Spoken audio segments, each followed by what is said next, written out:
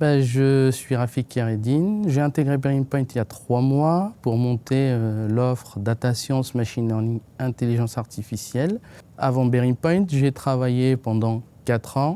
chez l'acteur premier, je dirais, en France du e-commerce et de la seconde main, où j'ai monté aussi l'offre Data Science pour répondre un peu à tous les besoins en interne. Il y a une première phase qui est la phase de framing, où il y a beaucoup d'échanges avec le métier pour comprendre les KPI, pour comprendre leurs objectifs, pour comprendre leurs données, comprendre leur stack technique, afin de l'intégrer ou d'intégrer notre modèle dans leur stack, dans leur DSI, leur ERP, sans perturber le fonctionnement actuel des équipes. Deuxième phase, maintenant qu'on a compris le besoin, on va aller vraiment travailler sur la donnée, de la nettoyer, de faire du feature engineering, de rajouter des données éventuellement externes, notamment les données de la concurrence, d'autres données que le forecast actuel ou le forecast standard n'utilise pas, comme les opérations marketing, etc. Les données étant travaillées, traitées, nettoyées, on va mettre en place dans la troisième phase plusieurs modèles qu'on met en concurrence pour voir quel est celui qui me donne le forecast le plus précis. Et là, on atteint les 12 semaines et on a un modèle qui est prêt à être déployé chez le client. Pour mettre en place une solution Smart Forecasting, on utilise essentiellement des modèles de machine learning qui sont, contrairement aux modèles standards qui sont généralement linéaires, qui se basent sur une moyenne mobile, etc.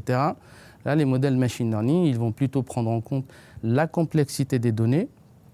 la non-linéarité des données, notamment ça peut être du XGBoost, du Random Forest, de la régression logistique pour les modèles les plus basiques, et on peut aller même jusqu'au réseau de neurones.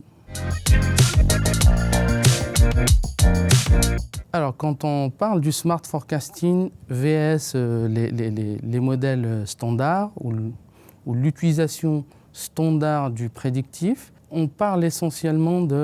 d'intégrer de nouvelles données, d'inclure un peu toutes les hypothèses que le service financier ou la direction financière souhaite intégrer en mode hypothèse dans leur modèle. Et là, les modèles, ils les prennent en compte. Donc, le modèle Smart Forecast, il vient, on le pose, c'est comme si, il faut le voir comme une boîte qu'on vient, elle est interprétable, mais on l'intègre dans le système sans changer ni les habitudes du métier, ni la stack technique. Les dernières expériences que j'ai eues en Smart Forecasting, j'étais chez un client où on a mis en place en fait pour le service finance et le COMEX des dashboards de suivi d'activité, mais aussi de donner de la visibilité ou de la prédiction, atterrissage fin de mois, mais aussi de leur permettre de planifier leurs ressources, leur activité pour l'année prochaine et les 3 prochaines années. Donc ils ont sollicité mon équipe, et derrière on a mis en place un dashboard qui fait le suivi, déjà qui forecast le CA, mais aussi les décideurs avaient direct le suivi de l'activité dans un dashboard avec un forecast qui prend en compte en temps réel ou quasi réel les nouvelles données, donc il se réajuste et il réapprend sur les nouvelles tendances. Et derrière, le COMEX a une vision, un suivi continu de leur activité avec le Smart Forecasting qui va s'ajuster au fur et à mesure de l'arrivée des nouvelles données. Avoir un modèle au bout de 12 semaines. Donc au bout de 3 mois, on a un modèle qui répond aux exigences du directeur financier